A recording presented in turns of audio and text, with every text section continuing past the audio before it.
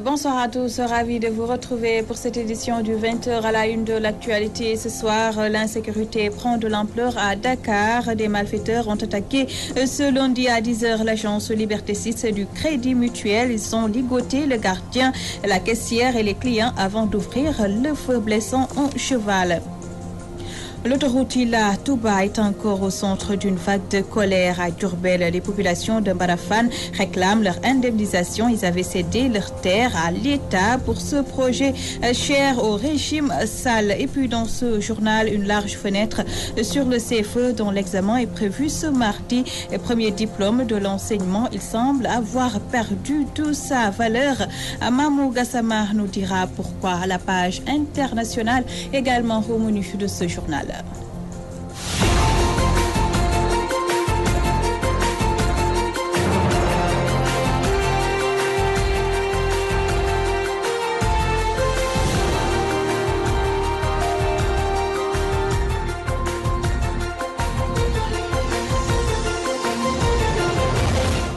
Merci de vous joindre à nous. Cambriolage en plein jour. La scène se passe à l'agence Liberté 6 du Crédit Mutuel du Sénégal.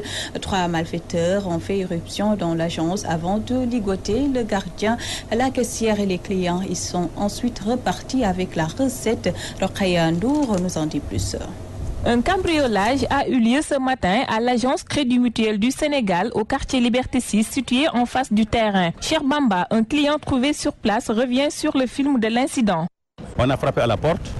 Il y a un monsieur qui est derrière parce qu'à travers les vitres, on ne peut pas voir. Il nous dit que comment dire ça encore, il y a un problème. J'ai dit non. Nous sommes en pause.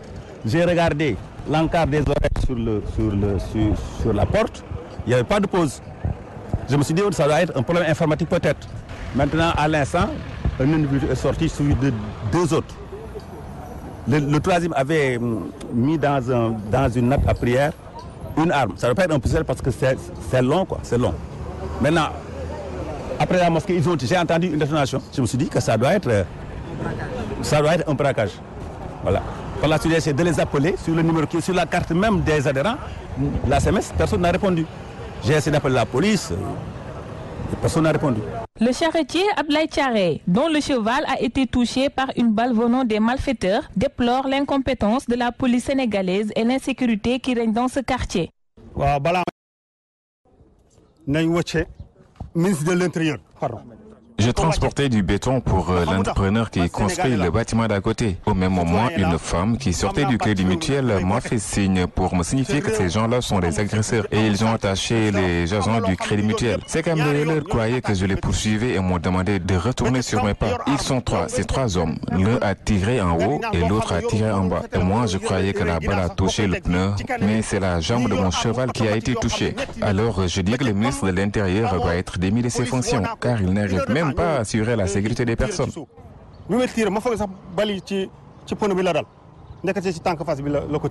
Au quartier Liberté 6, l'insécurité reste un problème majeur et les cambrioleurs continuent à hanter le sommet des populations qui interpellent les autorités. Direction Diourbel, les populations de Mbarafane ont tenu un vaste rassemblement pour exiger des autorités leur indemnisation. Ces habitants avaient cédé leurs terres pour les besoins de l'autoroute Ila Touba. Dans la foulée, ils ont dénoncé l'absence d'infrastructures de base dans leur localité. La correspondance de Momodou Martarsar. Colère des populations de Mbarafane dans le département de Diourbel. Elles ont tenu un vaste rassemblement arborant des brassards rouges pour exiger des autorités des indemnisations à la suite de l'expropriation de leurs terres dans le cadre des travaux de l'autoroute Ila Touba. Mais aujourd'hui, nous éprouvons d'énormes difficultés face à cette autoroute. Certains agriculteurs aussi qui ont perdu leurs terres avec l'autoroute Ila Touba n'ont pas encore été indemnisés. Que ces agriculteurs soient dédommagés dans les meilleurs délais. Nos élèves éprouvent des difficultés pour aller au chef de la commune pour étudier là-bas. Le second point, il y a aussi nos patients, quand ils sont malades, ils ont des problèmes pour accéder au district sanitaire de la commune. Bon, toujours dans le cadre de l'autoroute de l'autoroute à péage Ila-Touba. On se pose même la question à savoir, est-ce qu'il y a une étude d'impact environnemental et social fiable pour ce projet?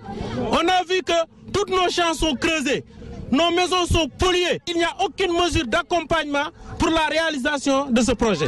Ces populations de Mbarasel ont aussi profité de cette rencontre pour soulever d'autres doléances, notamment l'absence d'électricité dans la localité. Une vieille doléance qui est l'électrification de cette zone. On ne peut pas comprendre une localité habitée par plus de 10 000 personnes. Et aujourd'hui, on a vu que ces villages-là ne sont pas toujours encore électrifiés.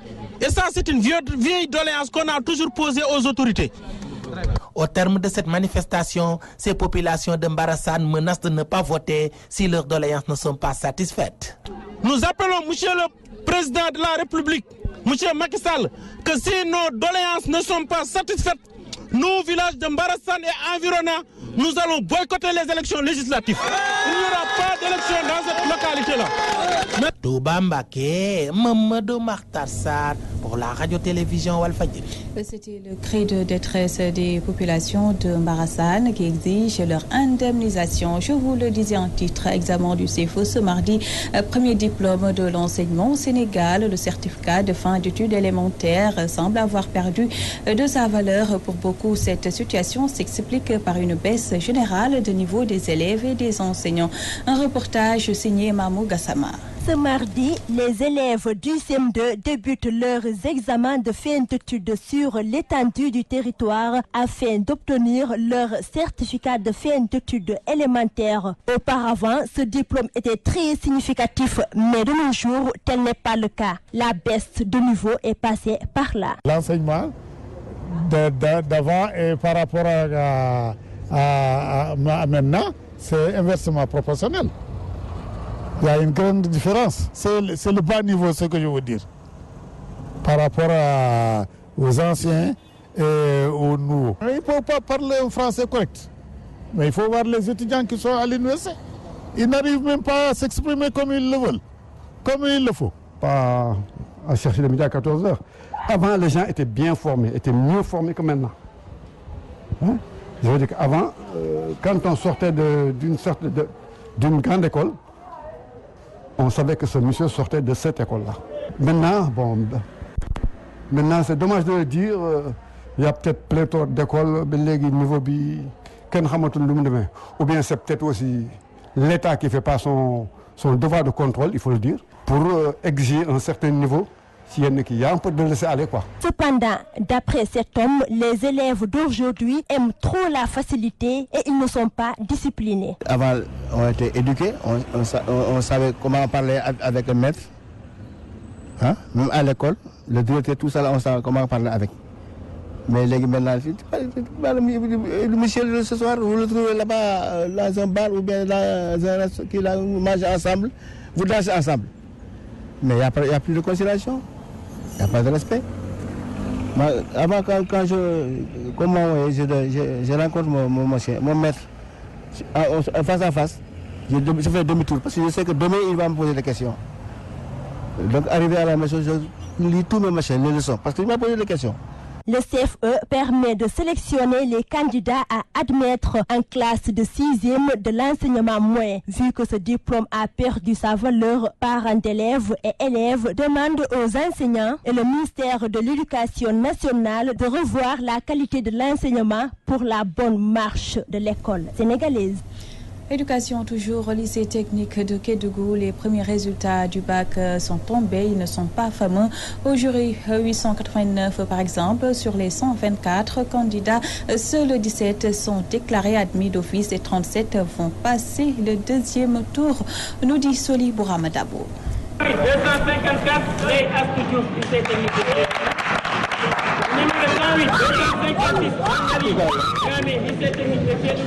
Les résultats du baccalauréat technique sont tombés au lycée technique industriel minier Mamba Girassi. Au jury, 889 série G sur 124 candidats ayant participé, on note 15 admis d'office et 37 retenus pour le second tour, soit 53%. En série T1, fabrication mécanique, sur 13 participants, il y a 5 admis d'office et 4 qui passent pour le second tour, soit 63%. Et enfin, pour la série T2, sur les 13 candidats, un seul candidat a été déclaré admis d'office et 7 pour le second tour, soit 61%. Bon, c'est des résultats acceptables compte tenu de toutes ces dernières années, la tendance que nous avons au niveau national. Donc c'est des tendances qui atteignent moins les 40% et nous avons pour la série 40%. Maintenant pour la série T2, c'est des T1 par exemple, nous sommes aux alentours de 69%. Donc c'est un résultat très satisfaisant. Contrairement à la T2, même à la T2 aussi, nous avons 50% ou plus de 50%. Donc n'est-ce pas, c'est une satisfaction qu'on peut vraiment proclamer, une satisfaction totale. Et on a des mentions aussi. Face à ces résultats, le président du jury qui parle d'une année scolaire avec zéro perturbation se dit satisfait et affirme même que les résultats pourraient être beaucoup plus importants s'il y avait beaucoup de volonté et d'engagement du côté des candidats. Cette année, on a eu la chance que l'année scolaire s'est déroulée correctement. Il n'y a pas eu de perturbation. Donc c'est dû à ça. Et aussi on salue le travail du personnel enseignant et du personnel administratif. En attendant les derniers résultats, le président demande aux candidats d'affronter les épreuves du deuxième tour avec beaucoup plus de détermination. Kédougou, Solou Bramadabo, Ablachime Fall pour la radio-télévision Walfadjri. Ramadan à Dakar, beaucoup de jeûneurs sont servis en pleine circulation à l'heure de la rupture. Un spectacle visible un peu partout à Dakar et salué par de nombreux musulmans en acte de solidarité, certes, mais certains y voient une mendicité déguisée. Le reportage du jour est signé Abdou Khoudous Diallo.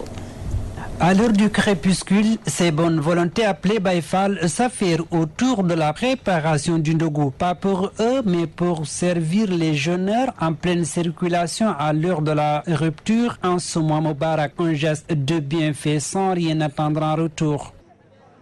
On le fait chaque année depuis 7 ans. Au départ, c'était dans le quartier. Mais maintenant, on a élargi notre champ d'action. Donc, demander 1 ou 2 francs, je pense que c'est pas méchant. C'est une façon de contribuer pour les bienfaiteurs. Nous le faisons dans ce mois de Ramadan pour bénéficier des récompenses divines. Nous voulons que le partage pour pouvoir servir tous. Le Ramadan, mois de partage et de solidarité, cette pratique est bien sénégalaise, méritant d'être formalisée pour éviter cette façon de mendier. Notre deuxième année de faire ça dans ce secteur. Au départ, on se cotisait et on donne tout. Mais si cet argent finit, on est obligé de cotiser ou de quémander parce que la demande est devenue très forte. On sert même des ndogou dans les quartiers et dans les mosquées. Mais en réalité, on n'attend rien de personne. Pourtant, ces Baïfal en sont bien conscients. À les remercier parce qu'ils ont pris d'abord l'engagement de se mettre là, devant cette chaleur, devant ce feu, pour distribuer des ndogu à des gens vraiment qui sont dans l'état de nécessité et qu'on ne peut pas vraiment ne pas les encourager et les féliciter de cet acte noble. Cela va permettre à certains qui voulaient donner leur argent comme de l'aumône de venir ici, de passer et de donner ça à ces Baïfal-là. Servir ou se faire servir, en tout cas, c'est presque tous les jeunes des quartiers de Dakar qui s'investissent dans ce genre d'activité en ce mois béni de Ramadan. Abdou Khoudous Diallo, parlons politique à présent. Les socialistes Yen évaluent leur compagnonnage avec la coalition Benno Bokk Yakaar et réaffirment leur soutien à Ousmane Tanor Dieng. La raison pour la première fois Yen a une candidate aux prochaines législatives. Les détails avec Nachib Sagna. Le Parti socialiste évalue son compagnonnage avec l'APR et la coalition Benno Bokk Yakaar. La 28e coordination B de Yen s'est félicitée plutôt de ce compagnonnage, avec surtout la désignation pour la première fois de Yenois au poste de député. Un choix qui reflète la santé du PS dans la commune de Yen que le Parti socialiste contrôle depuis des décennies. L'Assemblée générale renouvelle son soutien indéfectible au président Ousmane Tanor Dieng et à son Excellence, Monsieur le Président Macky Sall, en leur demandant de maintenir les de fraternité et de respect mutuel, gage d'une parfaite entente pour un Sénégal paisible et prospère. Le Parti socialiste de Yen compte sur la cohésion de toute la population yennoise pour réussir le pari. On en vient maintenant à la page internationale, une synthèse de Abdou Khoudous Diallo.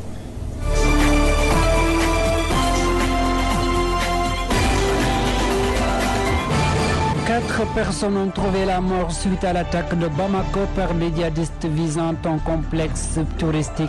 Les forces maliennes, renforcées par les militaires français de l'opération Barkhane, ont à leur tour abattu 4 assaillants et ont capturé 5 autres présumés djihadistes.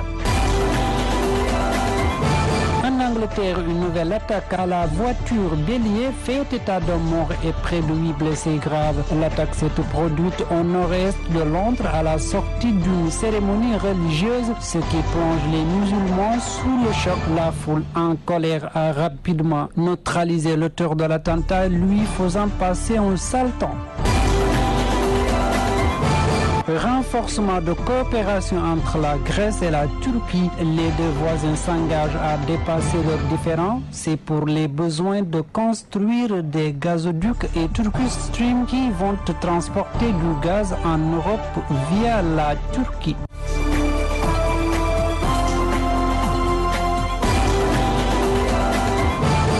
C'était l'édition du 20h. Merci à vous tous de votre attention. N'oubliez pas, l'info continue sur notre site walfnet.com. Je vous souhaite de passer une très belle soirée sur Walf TV.